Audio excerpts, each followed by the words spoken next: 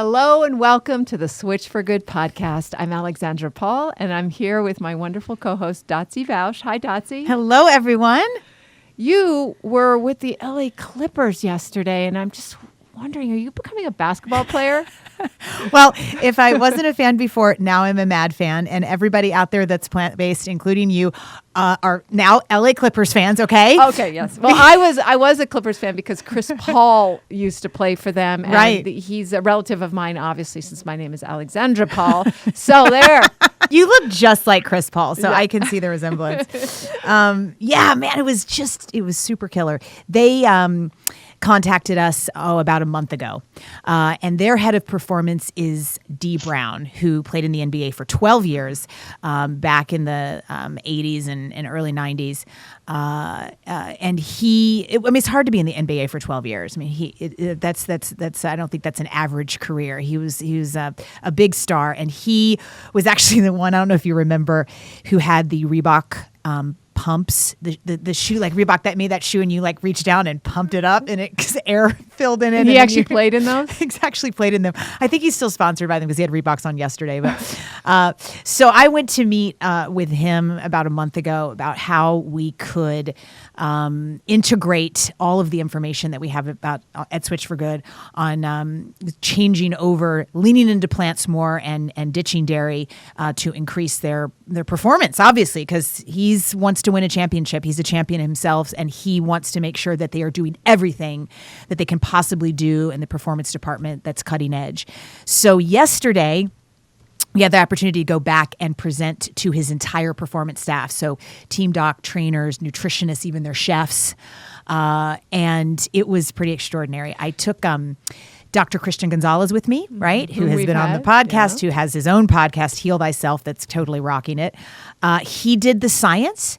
And then I also took Dr. I should say, Milton Mills, who did food injustice and dietary racism inherent in dairy. And that since the entire team is black, well, they have one white guy. They have one guy from Croatia. So, pretty much that most of those players, or at least about 80 to 85% of them, probably have some kind of digestive issue when it comes to dairy. So obviously, if you have stomach cramping or bloating or diarrhea or trouble breathing because of dairy, it's going to inhibit your performance. So we had a pretty wonderful day with them, and we're going to be creating a program. So they're open to it? Very, very, very open. Yeah, it was. I mean, there was a few in there that I think were a little bit mind blown. Like, hold on a minute. I've been reading, dairy funded studies my whole career, and this seems like, the perfect fuel for humans, and had questions, and they're going to now go on their own journey of investigating and researching and looking at the data that we presented. People don't make changes some of the overnight. Data that you presented that you think was effective to change some of those folks' minds? Yeah, I think a couple things. One was just helping them to understand a little bit better about how to look at the pro-dairy studies. Most of them, or I should say all the ones that I've read and have dove into, there are major issues with the control that they use or what they compare dairy to. So, for example, most of the time when the findings are that dairy is fantastic for you, or specifically cheese or yogurt or something, they have compared it to basically the standard American diet. So that is not, I don't think, in anyone's idea of optimal. Like, oh yes, so they've compared it to Kool-Aid or something. Yeah, and burgers for lunch, and meat and French fries, and fast food is a part of the standard American diet. So they're not comparing it to a really high nutrient dense, high antioxidant diet. They're comparing it to a really lame, sad, literally, diet. And the other issue a lot of times is the control that they use. And an example of that in a study they did about a year ago in the sport of rock climbing and judo, when they were trying to show that chocolate milk was just the perfect recovery fuel for humans and athletes specifically, obviously, the control that they used to compare chocolate milk to was none other than water. I think we've mentioned that Now, on we this love podcast. water, but it doesn't have any calories. Right. So anything with a calorie is going to beat out something without a calorie for recovery and repair every single time. I mean, honestly, though, they would have been better with a mouthful of dirt than chocolate milk, right? Because at least you have some B vitamins and you have a little bit of antioxidants and you have calories. Helping them kind of unravel and understand, the issues with a lot of those dairy-funded studies. And then looking at some of the studies on the side of plants and the side of nutrient-dense foods and the side of antioxidant-rich foods in relation to inflammation and increased blood flow and better endothelial cell function and better repair. And then hence, of course, performance, which we went through about 5 different studies, which are all on switch4good.org. I think we have 66 studies or something that we reference on there under the Why Ditch Dairy page. So we went through some of those with them so they could really see not only the problem with dairy, but then what to replace it with, right? What are all of the exciting, amazing nutrient-dense foods that you can put in your system that are going to help you be at your best and drive them towards the championship? Because they feed the athletes, for lunch and dinner or breakfast, lunch and dinner? Breakfast, lunch, and dinner. Yeah. And of course, I mean, some of the athletes take them up on it and some don't. Right, they're grown men, so we can't force them to do anything. So one of the first steps that we'll take is just bringing in a lot of the alternatives to dairy so that the athletes just start having choices. They can start choosing alternatives and seeing how they feel and repair, having those alternatives. Our ultimate goal is to have some of the players, at least 3 of them, commit entirely and completely for a period of time, whether it's 3 or 4 weeks or hopefully for forever, and then test their vascular flexibility, their inflammatory markers, their blood lipids, and then performance markers that the Clippers regularly test them on right now, and see that improvement so that we start to build data for other sports teams that we'll go into and help them to make the switch. Yay, Dotsie. Cool. And one more question. I know we have a really great guest today who can probably talk to a lot of what you're talking about right now, but are there vegan basketball players in the NBA right now whom are doing very well? Well, your brother, Chris Paul. Oh, yeah. I think he's vegan? Yes. Oh, Chris, you're the best. And then Kyrie Irving. Okay. Right. He's talked a lot about it in the media, actually. But I think that there are also potentially many others who are either dairy-free or leaning more into plants who aren't necessarily talking about it because it is such an incredible performance hack that, some athletes like to kind of hide the tricks of the trade, right? And the little hacks that they're doing that they're seeing increased performance. In fact, Dr. Jim Loomis told me the last time he saw Chris Paul, which was at a Game Changers event, that Chris said he kept it quiet for a long time. Because it was kind of like his little secret, like this is really amazing and really working. So, I was like, these athletes need to talk about it more. So I'll talk to old Chris. Okay, get with your brother. So who do we have today, Dotsie? This is very cool. So we have the winner of our best story on overcoming personal challenges contest winner, I should say. We ran a contest about 3 months ago. Gosh, time flies. And it was encouraging people to call in on Google Voice and kind of leave us the 3-minute version of their powerful personal story on overcoming challenges and hurdles in their lives. And we had some incredible stories, no doubt, some that were drew some tears. But this one just really sort of stood out. And so it's Ryan Duff. So congrats on the win. But yes, let me tell you a little bit about him. He isn't a doctor. I know we have a lot of doctors on the show, right? And a lot of pro athletes. He isn't a doctor, but he's becoming one. And he's also not a professional athlete yet, but I think he's becoming one of those too. Ryan Duff is your everyman, but in our opinion, he's becoming a Superman. Ryan is a lightning-fast recreational ultra-endurance runner and a med student at the University of Minnesota. While med school and running 50 miles in under 8 hours is impressive, we are more compelled by Ryan's victory over his eating disorder, which both Alexandra and I and many of our listeners can certainly relate to. From anorexic to binge eater, Ryan was able to overcome this debilitating disease by turning to a plant-based diet. He's a shining example of an ordinary person doing really extraordinary things, and his journey is both motivating and also relatable. For anyone struggling to overcome a personal hurdle, this one is for you. So welcome, Ryan. Excited to see you. Hi, Thank Ryan. you so much for the intro. I don't know how much of that was deserved, but all of it. Thank you. So we actually got to meet, which was awesome for me, last December when the Switch4Good Truth Tour hit Minneapolis. And myself and Dr. Milton Mills spoke at to a group of students on the Switch4Good Truth Tour in Minneapolis. And you came to that event.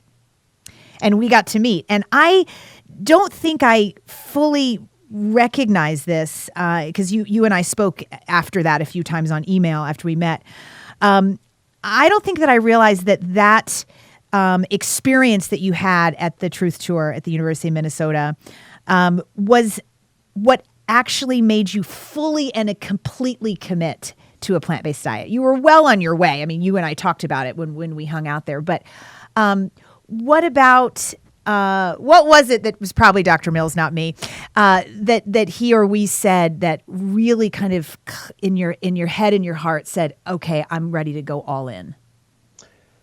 I think it was just how inspired you were and how passionate you and Dr. Mills were about the movement, and how much it took me from a place to, oh, this is about me, or this is about, how I can perform or feel better or do better. And now it became more of a way of like, I can really make a difference in the world, not just in, my future patients' lives and things like that, but, as far as agriculture and environment go, and how profound that experience was for me. And to have somebody who is talented as yourself, and as an Olympian, and Dr. Mills, who's an established, really well-renowned physician, seeing you both on like a personal level, it was just, it was so inspiring that I couldn't look back, I guess.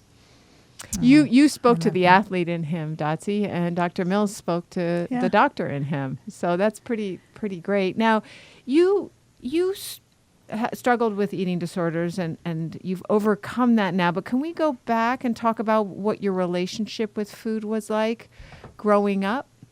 I think growing up, I had a pretty normal relationship with food as far as like a young, American teenage kid goes. I ate meat, I ate dairy, I was, played sports all year round. So, and I didn't really give food a thought. It wasn't really, I was pretty much on the seafood, eat food diet. Whatever was in front of my face, that was what I was going to eat. And I think things sort of took a turn when I went to college. I didn't have sports to play anymore. I had to work and, go to school, and there wasn't that sort of organized, sports to have there as a backup. And then I took up running as a sort of, way to stay healthy, stay fit, just to get out and exercise. And I had never played a sport where, there was quite the sort of demand or the association of body weight tied to it. In football and lacrosse, it was just,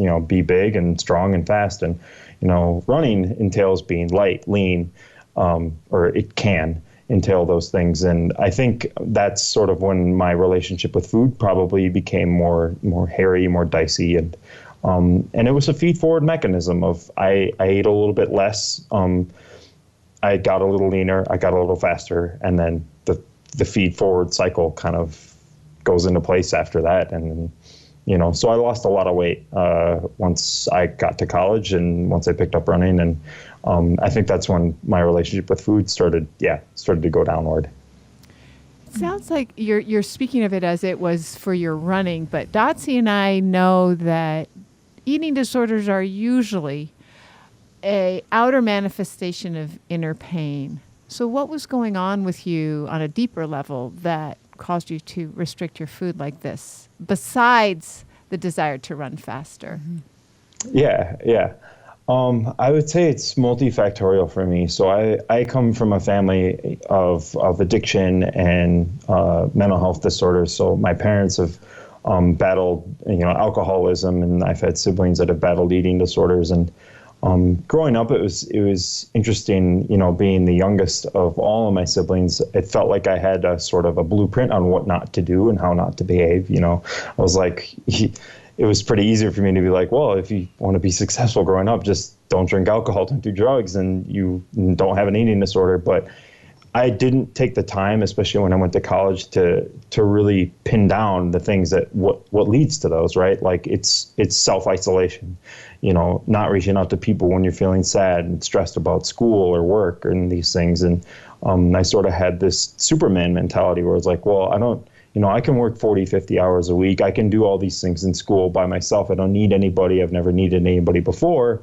And I was going through, school was a struggle, work was a struggle, keeping up with running was a struggle. And that was like, this idea of being able to control intake and to being able to run and do these things was sort of like my emotional outlet from, what most people would do is talk to a friend or talk to a loved one. I did not utilize those outlets. And even though I thought I had this blueprint of what not to do and how to stay healthy, I didn't actually get down to the root of why these things happened both in my family and then subsequently in myself. So I think, does that answer your question?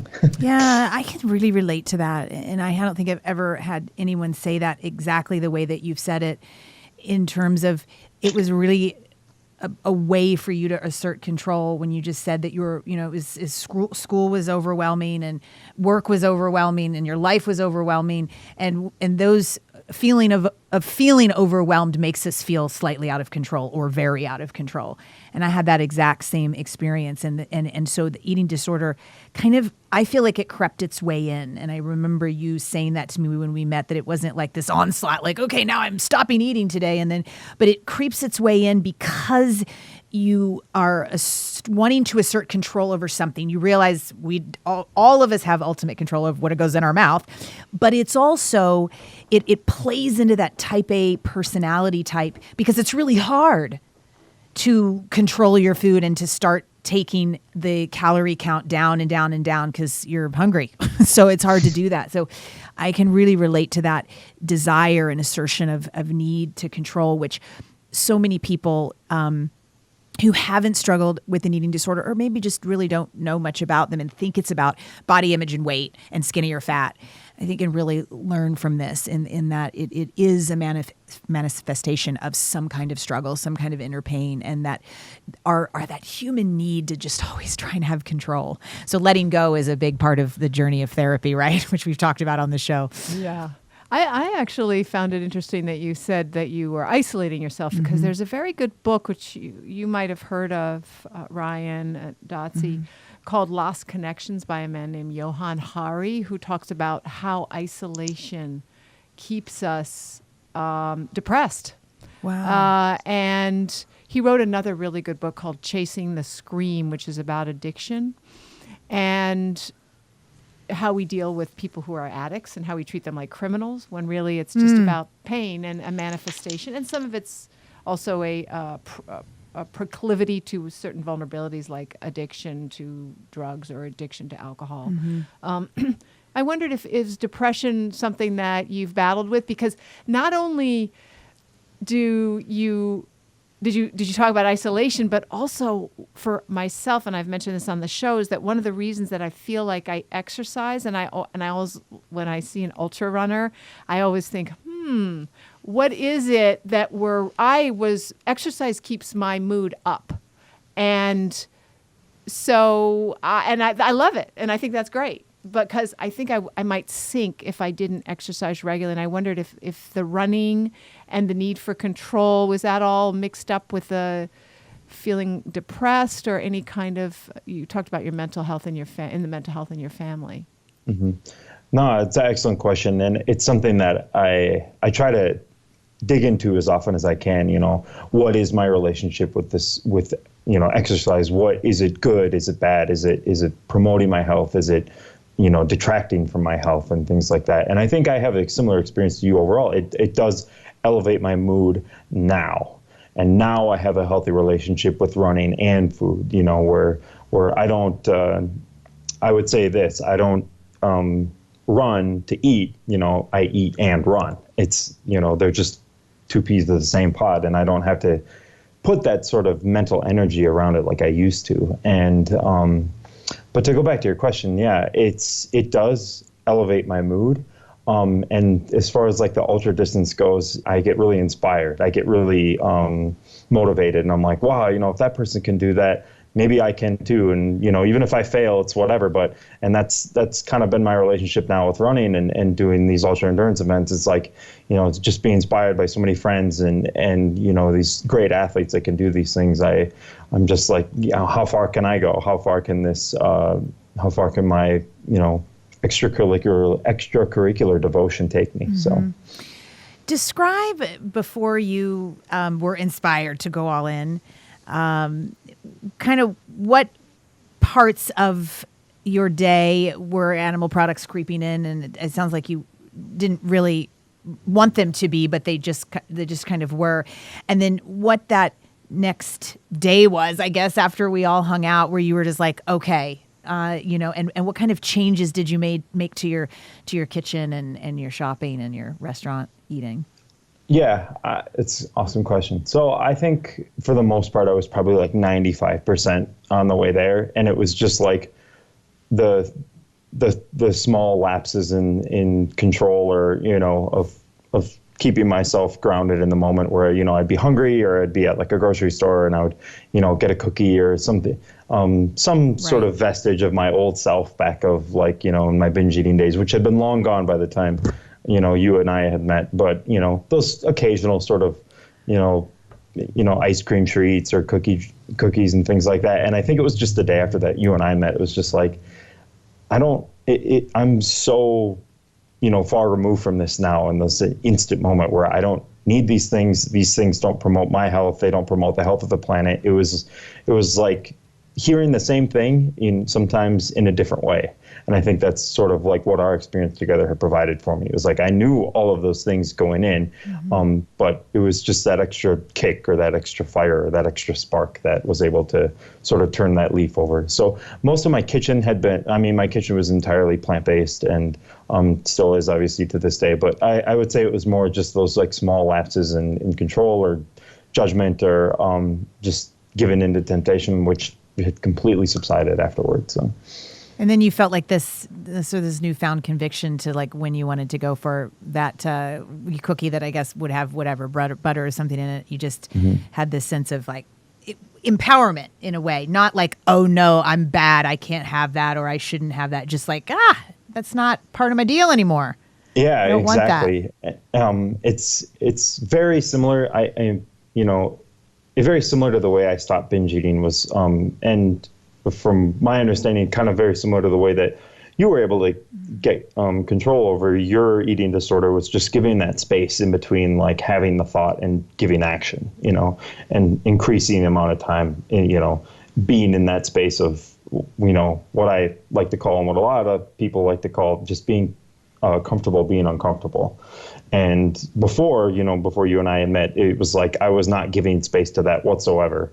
And then again, like I said, having that extra kick, that extra motivation just allowed me to put a little more space in between the thought and the action, just like I had done before to actually stop binge eating in the first place. And it was like, I think after maybe a few weeks, I didn't even have the cravings anymore. The temptation wasn't even there. Mm-hmm. So you mentioned, I didn't realize about the binge eating, because you mentioned you restricted food. How did your eating disorder progress? You restricted it first and then you became a binge eater?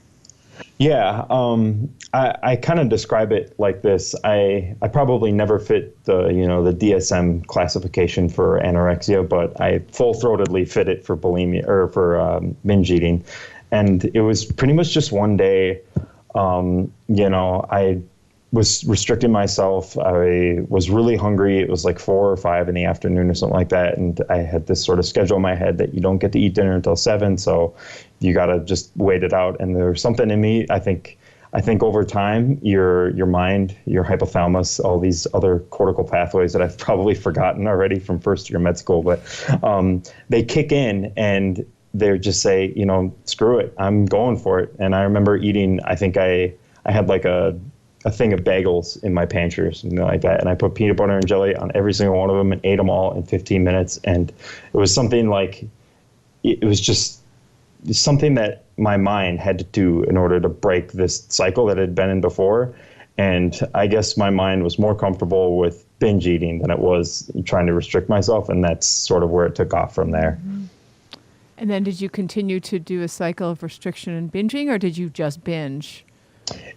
I think it initially was that happened, and I woke up the next day and being just like, what just happened? Like, I've not experienced this behavior before, and I think it was like maybe again it happened 2 or 3 weeks later, and then going through the same feelings of like, how could I let this happen? What is going on here? Just being so out of control. And then as time progressed, those incidents took place more often, where instead of being once every 2 weeks or 3 weeks, it was maybe once a week. And then at its absolute lowest, it was, 2 or 3 times a week, if not more. And yeah, it's pretty rough. How did you start to get out of this?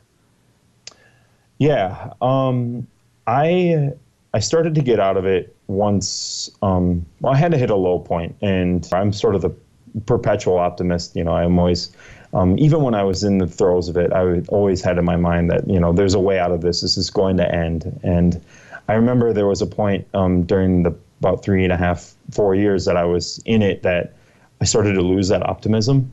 And I started to think, maybe there isn't a way out of this. And that was when it was really scary for me. That it was actually detailed really adequately, or really, really well by another person on another podcast who described it, and he described it with alcoholism, that, once I didn't believe that I could get out of it anymore, that's when it was scary. That's when you sort of lose hope and you don't see the light at the end of the tunnel. There was, really only 2 options, and that was either get better or, end this. And once I started to see that the getting out of this wasn't going to happen, that sort of end this part of the binary spectrum started to take more hold. But to answer your question, but that did not last long. Through some mechanism, somehow I found a way to find that optimism again. And I credit almost all of my success in overcoming it to a couple of books that I read. One is called Brain Over Binge by Katherine Hansen. And she lays out exactly how she got into binge eating, how she got into bulimia, and the ways she got out, and provides a very structured, detailed plan of getting out of it. And it invokes a lot of the similar sort of tropes and techniques that you would find in like a mindfulness meditation practice or things like that. Is just, not identifying with the thoughts that are coming, those thoughts of binge eating, not identifying with them, not judging yourself, not giving them a good or bad or amoral sense, just letting them transpire and, seeing them to the end without acting on them. And I had a lot of hiccups along the way, but once it took hold and once it was able to really stick, it was it's cool how it works, I guess. And what was the other book? Do you remember? The other book was the book that the author of this book, mentions in her book, and that's Rational Recovery. And mostly that was written by a former alcoholic, and it's mostly the same techniques, the same practices of identifying those times when you're triggered, or those times when you have those thoughts, not identifying with them, letting them pass, and the ways and tactics in which to be able to do that. So, And I think it's what you're talking about that you reached was, really just like a fork in a road, right? Where you'd been doing it so much and so often, and your life was so entrenched in your eating disorder and your binge that you really realized, like, okay, if I continue down this road, I'm not going to make it out, right? And it's like you make that choice. But so it's kind of a rock bottom, and I think it's important to mention that I think so many people judge themselves by others' stories, maybe, and they go, oh, okay, well, I'm not that bad yet. They might hear all three of us talking, I'm not that bad yet. And so I can, keep going. And there's a wonderful book called Blackout that is about an alcoholic who never hit rock bottom. And it's a great book in that references specifically, obviously, alcoholism, but is I think great for anyone who feels like, okay, this is definitely a problem in my life, but I'm not. We always compare ourselves, right? Like I'm not at rock bottom. I haven't hit that fork in the road. And the point of her book is you may not. You may not ever hit. You made this years of subpar living. Yeah, and you don't want this to be your life because this isn't you and this isn't what you deserve. Because she never really hit rock bottom. She blacked out a lot, which for some that's some rock bottoms, right? Like it multiple times after and parties and waking up in strange beds with strange men. But there was never an actual, okay, this was the moment that some of us have. So anyway, I thought that's important to bring in, that definitely. Nobody deserves that life. So don't wait for that rock bottom, listen to Ryan's advice. And, take that fork in the road towards healing and recovery because you deserve it. Yeah, I often detail to people, you sort of have to make, a line in the sand saying what behaviors are acceptable and what's not. And it doesn't, it sort of sucks that some people have to really hit a low, or they have to suffer so much where the suffering that they're in just isn't tolerable anymore. But you can really make that distinction. You can make that line. And that was actually one of the big things that helped me get through mine was, if I felt myself, I'm not going to sit here and say that sometimes I don't eat too much at dinner or, have one extra slice of brownie or something like that. But, I can feel when I can feel those thoughts, or, if I feel myself about to overeat and I say, I don't need any more. I'm done. I don't care. Whatever feelings that, persist in the next hour, I'll just sit with them because I know I don't need any more. I know that it isn't my hunger signals that are telling me to eat more. It's a vestige of a disease that I've cured that I've been cured of, that I don't need to listen to anymore. And once you've developed that technique and developing your own line in the sand, that's when you can really start to recover, I think. Mm-hmm. You had a story about going into a grocery store before your recovery, but when you were vegan, and it helped you actually with a binge. Mm-hmm. Yeah, I can detail that. I wrote for it in the blog.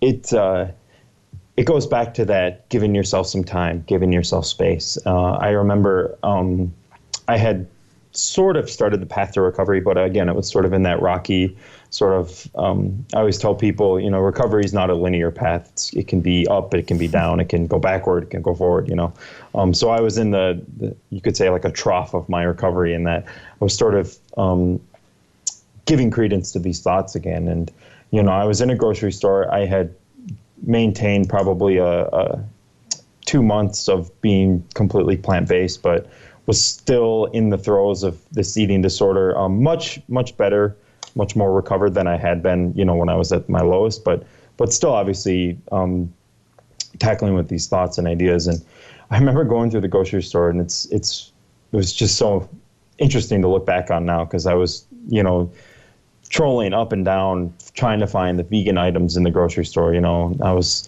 going through and I was like, I don't want Oreos right now, I want something else. And I was like, well, this place doesn't have any vegan ice cream, so I would have to drive over to somewhere else to go get this. And I was just making these rounds up and down the aisles, and it was like a light switch just went off. I think I had just given myself, like I said, enough time between having the thought of wanting to go on a binge and actually executing it, where my brain was like, what the hell are you doing? What are you doing here? Look at yourself. It's 11:30 at night. You have school tomorrow. Like, go to bed. Like, that is the only thing that's going to satisfy you in a real positive way right now. And I was like, okay, I'm doing that. And the drive home sucked.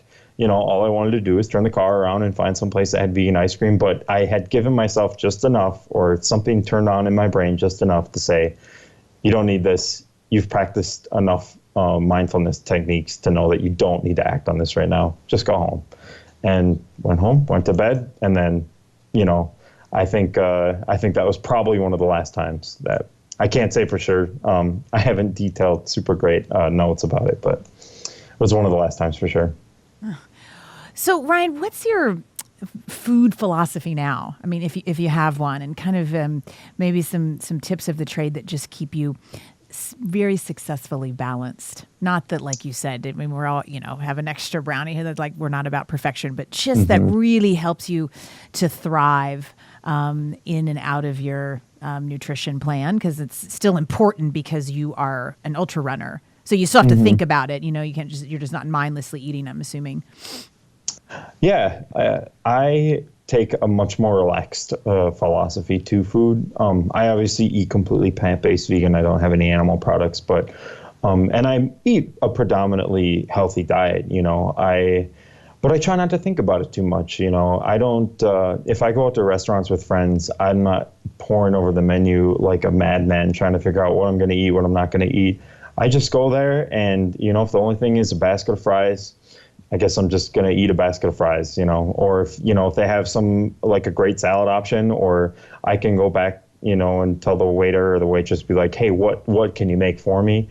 I've been surprised. But as far as going out to eat and stuff like that, but on the day to day, I always just make sure to eat my, big salad at some point throughout the day. And I think that just comes from knowing all the health benefits of eating green cruciferous vegetables and how it makes you feel, and I still, I like to think that from all the binge eating, I probably have to have larger meals to satiate myself. I think my stomach is probably still expanded. So I try to, eat at least one, low calorie, highly nutrient dense food every day. So like an hour ago, I had a huge lunch with I baked some cauliflower, I took some cabbage, chopped it up, had some lentils. It was probably, a pound of food, and, I guess not too many calories. I couldn't tell you how many calories are in it, but it filled me up. I feel good. I feel light. And that's great. And so that's my day to day. And I would say, to go back to your question, for what people can do in their day to day, find the most nutrient dense foods out there.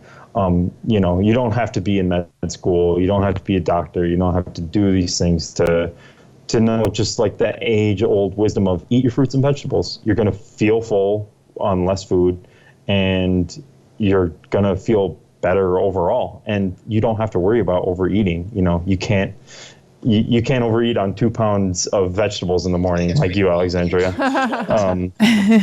So that's what I try to do. And like I said, if it's 80%, 90% whole food plant-based, I'm probably doing pretty good. Certainly after the 50-mile last weekend, there was whole food plant-based, and then there was a lot of not whole food plant-based, but, still vegan all the same. But yeah.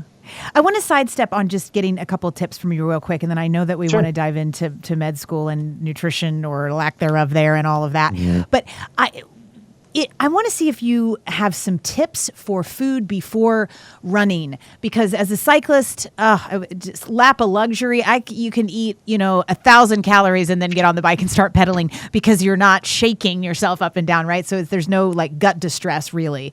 Mm-hmm. But running, oh man, it's so. What is the spacing of time? Like, do you need to eat an hour or 2 hours before? Can you eat 30 minutes before? And what are 3 easy foods for people's digestion before they go out for a 5-mile run or a 15-mile run? And would that be different, right, if it was a shorter or longer? Yeah, there's some data about, like gastric emptying, and, if you eat a lot of fat, the food in your stomach is going to sit in your stomach longer. And we know that from different trials and measuring what's called the gastric emptying and things like that. So if you're one of those people that is sort of averse to high fat foods before you go out, I would say stay away from the peanut butter and banana bagel, or, you know, whatever it is if you're going out for a long run. Me personally, if it's, you know, I shouldn't say only 5 or 8 miles, because, you know, for me back in the day, that used to be a lot. But if you're going on one of your shorter runs, I would say if you just get down some water, you probably don't even need to eat anything if you're doing that. But if you are going for a longer run, you really have to play how your body works. So I would say for anybody that's thinking, you know, maybe just starting marathon training, or there's a lot of people who are doing that now. You know, fall is a really popular time for marathons. I would say if you haven't dialed in a nutrition, you know, pre-race or pre-long run food 3 hours before. So, you know, if you got to get up at 4 or 5, you know, you're probably going to have to do that on race day. So I recommend doing that anyway. And then just light foods. So call it the tea and toast diet for different reasons in the hospital, but really bland food, bagels with maybe some jam on it, or oatmeal, overnight oats, or even just some really easily digestible fruit like bananas, something like a banana. And then if you feel like you can put more down without it upsetting you, you can try adding like oats. You can try adding, you know, some natural peanut butter, things like that. For me personally, I'm fortunate, and I don't know, maybe if it comes from having had binge eating disorder or something like that, but I can pretty much put anything into my gut and then head out the door. Doesn't matter for me. Mm-hmm. But I know for a lot of my friends and other people that run, it can be kind of a struggle. So I would say start small and start early. And then once you're able to sort of digest those small foods beforehand, then you'll be able to good. Now you'll be fine. And then in the interim, if you take gels, I'm a big fan of gels. I think they work fine. They don't upset my stomach. But different brands are different even for me. Cliff Shots don't work for me as well as the Goo ones and things like that. When it comes to ultras, I've only raced one, but that was literally just whatever I could get in my mouth was, you know, potatoes. What's an ultra? Is it over 100 miles? Anything over a marathon is considered an ultra marathon. Oh, right. Okay. Yep. So last weekend was a 50-mile trail race in Wisconsin that I had run. And yeah, after about 25 or 30 miles, it was really just whatever fluids and whatever food I could get in. I was starving, and my stomach seemed to take it, but yeah. Okay, so start small, start early, and kind of watch the fat. If you have gut distress, then that, because I think that's such a great tip, because I think a lot of runners do like the simple bagel and peanut butter, almond butter, and that's going to stay in your gut for a really long time with the fat. So stay with the carbohydrates. And I think we could add potatoes to that list for you and for me. Actually, easy food, right? Yeah, sweet potatoes with. People used to use honey, but vegans will use another. You can use bee-free. There's the delicious stuff called bee-free. Cool. Honey. It's not honey, but it's bee-free. But anyway, so yeah, and it tastes like honey. It's made from apple juice, and you can do that, which gives a lot of carbs and energy. Yeah. One other tip I can throw out there too is I bake a lot, and I've been trying to get into a lot of like whole food baking, you know, not using all natural sweeteners, and using, you know, sweet potatoes and black beans and things like that. Another really great fruit is dates. Dates are, you know, they're very high calorie as far as, you know, fruits go, but they're low fat, obviously, because they're fruit. I've been using those a lot in the last few months, and they're fantastic. You know, really easy to digest and things like that. So another whole fruit that I think goes down pretty well. Mm-hmm. A lot of people just eat medjool dates, but and I wish I could remember, but at the farmer's market I bought some other dates that taste like caramel, and they're so good. And I'll put it in the show notes, because I'll go home and see if I can find the name of it. But yeah, they taste really good. So if someone doesn't like dates, there's many different kinds of dates. Yeah, not just the one, right? Just the typical ones you get. Mm-hmm. So I remember when I met you, Ryan, we also had a short discussion on you going to medical school and your decision to go to medical school. And like you said, always the optimist, you were like, I am going to change how medicine views nutrition. I am going to change this. And I was like, gosh, I love this guy. Like, he's just stating it out there. So I think, first of all, we'd love to hear kind of what nutrition education you've even gotten so far. What's the conversation bit? You're in med school now. We know, for years it was never even mentioned, but it seems like they have to have started to get the memo. Well, what we hear is like 5 hours in 4 years. Right, that's what we hear. But doctors, so many of them are starting to be aware that actually what you put in your body has something to do with the output and what's going to be, growing in your body or not growing. So what's the deal with that? And then we've got lots of questions to that. So just start there. Yeah. As far as our training in school goes, I love my school. I've had terrific education. The hospitals that we round at are phenomenal and things like that. The residents are great, but the nutrition education isn't there. I would say the extent at which our education goes is the sort of rare diseases that you just don't really hear about, like, people getting too much vitamin D or too little vitamin D or scurvy.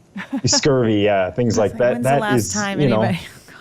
Yeah, right. It's wild. How about heart disease? Yeah, right, exactly, and diabetes, high blood pressure. No, it really. Do you ever ask? Do you ever raise your hand and say, It's unfortunate just because I always think about it like this too.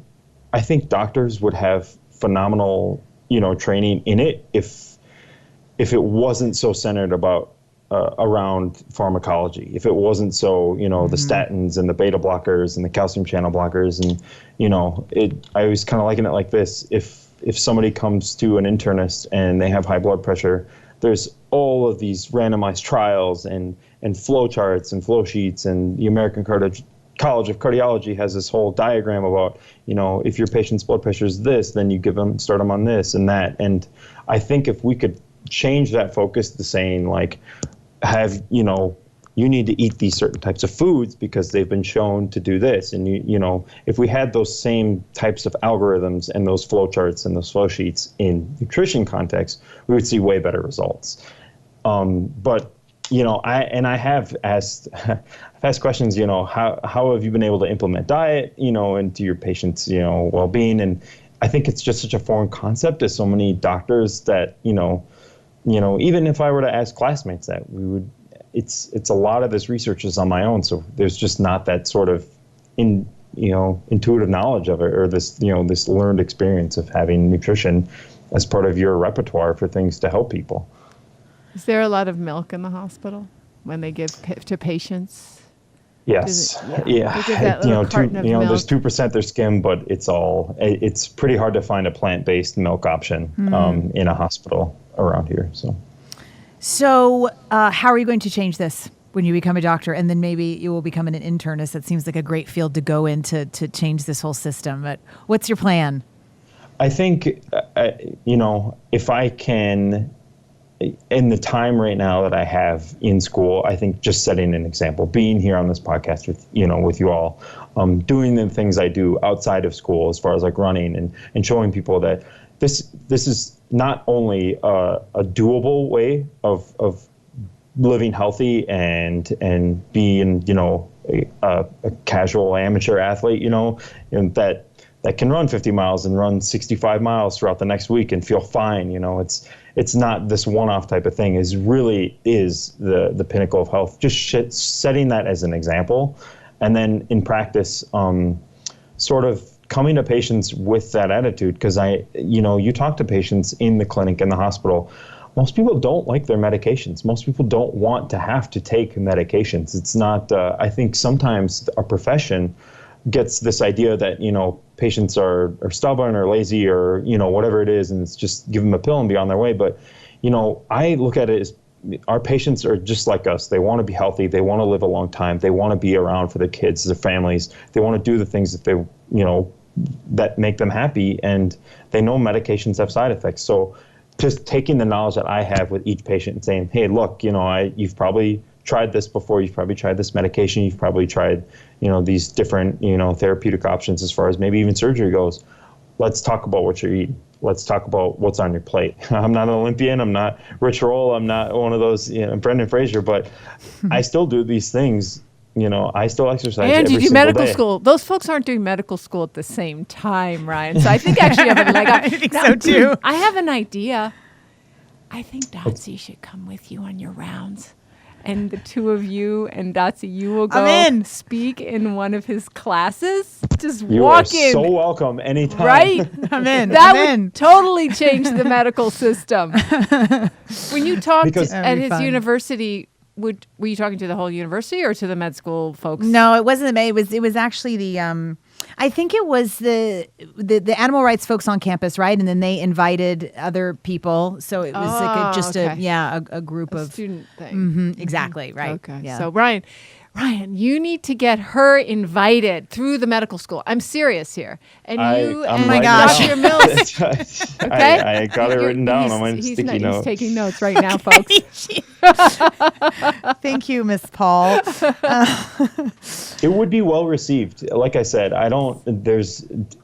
everybody wants to live a healthy life. And there's nobody here that, you talk to any patient, you talk to any doctor, nobody wants to have to take medications for the rest of their life. And for people to know that there's a way out, for people to know that they can, they can give up those small cravings of, the things that they used to love in order to increase their longevity, it will resonate. But they don't think they can do it because their doctors don't mention it. They do believe in the pill because their doctors talk about it. If their doctors spoke more about the power of plants, they would start to believe in it. And I hear compliance is an issue. So a lot of doctors think, well, my patients aren't going to do it, so it's just easier for me to give them a pill. By the way, not all doctors are men, so I'm sorry I made a man voice, just assuming. But most, anyway. Do you give any tips on how people can change? Because it is hard to change. Change is hard. Yeah, when they're sitting in a hospital bed, sometimes they can't see it. And it is very hard. And coming from someone like me, I used to pride myself on I ate 3 meals a day that had meat in it, and talking to me 5 years ago would be like talking to a completely different person. I thought, vegans and vegetarians are these tree hugging hippies or whatever, because I didn't know any better, and that's where I would come at patients saying, hey, look, I'm just your average Joe. I might be your doctor, but I'm a human being just like you are, and I came from a place where you were too. I've been overweight, having had binge eating disorder. I've been completely carnivorous or omnivorous, and I've completely eliminated those things out of my life. And I would tell people, just know who you are. Some people need that, they need to flip a switch, and they need to either go all in or all out. And for me, it was a little bit in. Maybe giving up meat here and there, just kind of this undulating sort of longer path, and finding people where they're at. You could never get anybody to change if you just came at them saying, hey, you need to eat this, tomorrow, or, you got no hope. It's saying, well, what things could you change, or what are you eating now that maybe you could substitute, or, even if it was just 1 meal a day. And I think Dr. Neil Barnard does that with a lot of his patients that I've. Yeah, and you can't talk at them. You're going to talk with them. Figure out solutions Yeah. one bit at a time. Ryan, thank you so much for being on our show. We really appreciate it. And congratulations for winning our prize. Oh, thank you. For overcoming, it sounds like you really have overcome, and that you're going to use the experience that you had, which seemed so dark, to help others. So thank you. Yeah, thank you so much. This was a Thank pleasure. You were fantastic. And if anybody wants to reach out, you can follow me on Instagram. It's Unleash the Duff. Duff is my last name. You can follow me on Instagram. You can follow me on Twitter. I don't really do much on Twitter. I try to post more on Instagram. I have a blog by the same title. And if anybody, is struggling, needs to reach out, whether it's food, whether it's a family member, whether they're just curious about a vegan diet, please reach out to me. I know me reaching out to people and me getting advice and influence and inspiration from other people is what got me from where I was to where I am. So I would love to be there for somebody else who's struggling. So Yeah, I love Unleash the Duff. That's powerful. And is that .com or .org? The blog is .com. Okay. Just to make sure everybody can find you. And definitely have on that in there. Instagram. He's great on IG, and we'll put it in the show notes. Great. Thank you so much, Ryan. Thank you. Thank you so much. Bye. So thank you so much for tuning in today. If we helped you in any way, then click the subscribe button and let's keep hanging out together. We have so much more to share with you. And if you need more information on actually making the switch for good, please visit us at switch4good.org for loads of info. And you can subscribe to our mailing list where you will receive all sorts of super cool gifts, discount codes to our very fave dairy-free products, and a lifetime of powerful health tips. So join us on the journey to Switch for Good.